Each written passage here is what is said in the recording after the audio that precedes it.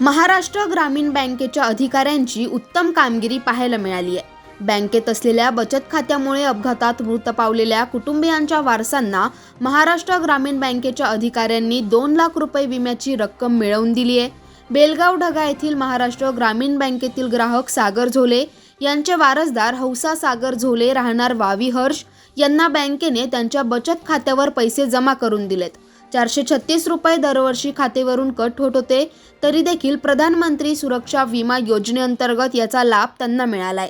त्यामुळे बँकेचे शाखा व्यवस्थापक माननीय श्री संदीप चौडिया सर, तसेच बँकेचे सहकर्मचारी Gedam madam, Sneha madam, Santosh Khatale sir आदींनी सहकार्य करून कुटुंबियांना या योजनेच्या पैशांचा लाभ मिळवून दिलाय। त्यामुळे त्यांचे सर्वत्र कौतुक होतंय। यावेळी शाखा व्यवस्थापक श्री संदीप चौडिया सरांनी खातेदारांना विमा काढण्याचे आवाहन देखील केले। ब्युरो रिपोर्ट, उत्तर महाराष्ट्र न्यूज।